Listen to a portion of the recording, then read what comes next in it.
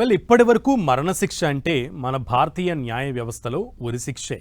ఇది ముందు నుంచి వస్తున్న పద్ధతి. అయితే దోషికి తక్కువ నొప్పి కలిగించే వారి గౌరవాన్ని కాపాడే ప్రత్యామ్నాయ పద్ధతుల్ని ఫాలో కావాలని సుప్రీంకోర్టులో ఒక పిటిషన్ దాఖలైంది. దీన్ని ధర్మాసనం కొట్టేసింది. భవిష్యత్తులో శాస్త్రీయ లేదా వైద్యపరమైన ఆధారాలు వచ్చి ప్రత్యామ్నాయ పద్ధతులు మెరుగైనవని రుజువు చేస్తే ఈ అంశాన్ని మళ్లీ సుప్రీంకోర్టు పరిశీలిస్తుంది. దీనిపై ప్రతిపాదనల కోసం నిపుణుల కమిటీ ఏర్పాటు చేసే స్వేచ్ఛ కేంద్ర ప్రభుత్వానికి ఉంటుందని సుప్రీంకోర్టు చెబుతోంది. దీంతో దేశవ్యాప్తంగా మరణశిక్షకు ప్రత్యామ్నాయంగా బాధలేని శిక్ష ఇంకేముందన్నటువంటి ప్రశ్నలు తలెత్తుతున్నాయి. ఇంతకీ ఉరికి ప్రత్యామ్నాయం ఉందా?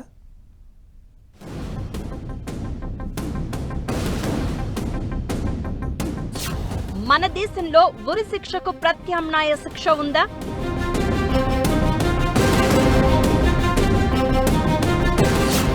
మరణ శిక్ష అంటే ఉరి తీయడం వేరే పద్ధతి ఉందా?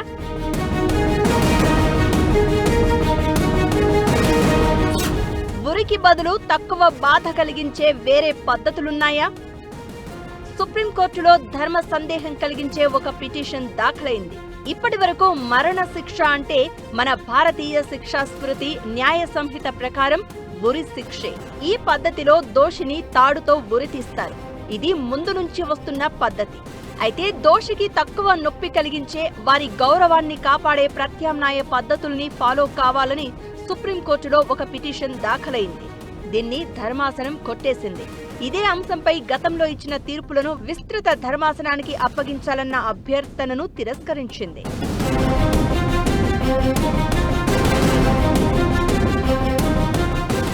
ఈ పిటిషన్ ఇప్పటిది కాదు. దాదాపు 9 ఏళ్లకు ముందు అంటే 2017లో రిషి మల్హోత్రా అనే న్యాయవాది వేశారు.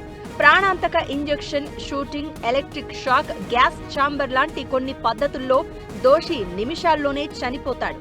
అలాంటప్పుడు ఉరి తీయడం అత్యంత బాధాకరమైన ప్రక్రియ అని, చాలా క్రూరమైనదని ఈ పిటిషన్లో తెలిపారు.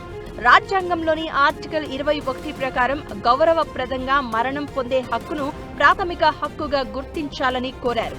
ఉరి తీసిన తర్వాత ఆ వ్యక్తి మరణించాడు అని ప్రకటించడానికి 40 నిమిషాలు పడుతుంది.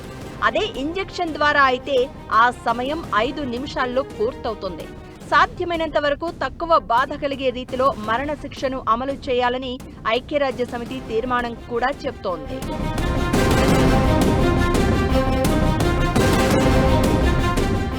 ఈ వాదనలన్నీ విన్న సుప్రీంకోర్టు తమ తీర్పే అంతిమమైనది కాదని తెలిపింది.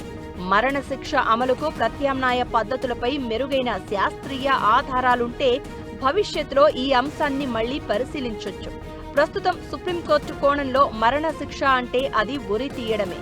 విషపు ఇంజెక్షన్, కాల్చి చంపడం వీటికంటే ఉరి శిక్ష అనే పద్ధతిని సుప్రీంకోర్టు ముందు నుంచి అమలు చేస్తోంది. రాజ్యాంగంలోని సెక్షన్ 354(5), సిఆర్పిసి, బిఎన్ఎస్ఎస్ 393(5) ప్రకారం ఉరి తీయడం ద్వారానే మరణశిక్ష విధించే పద్ధతి చెల్లుబాటు అవుతోంది. గతంలో దీనా వర్సెస్ యూనియన్ ఆఫ్ ఇండియా కేసులో 3 జడ్జీల బెంచ్ ఇచ్చిన తీర్పును మళ్లీ పరిశీలించడానికి పెద్ద బెంచ్కు పంపాల్సిన అవసరం లేదని న్యాయస్థానం స్పష్టం చేసింది. అయితే ఇదే తీర్పు అంతిమం అని కాదు. భవిష్యత్తులో శాస్త్రీయ లేదా వైద్యపరమైన ఆధారాలు వచ్చి ప్రత్యామ్నాయ పద్ధతులు మెరుగైనవని రుజువు చేస్తే ఈ అంశాన్ని మళ్లీ సుప్రీంకోర్టు పరిశీలిస్తుంది. దీనిపై ప్రతిపాదనల కోసం నిపుణుల కమిటీ ఏర్పాటు చేసే స్వేచ్ఛ కేంద్ర ప్రభుత్వానికి ఉంటుందన్నది సుప్రీంకోర్టు భావన. కాబట్టి ఇప్పటికైతే మరణశిక్ష అంటే అది ఉరిశిక్షే.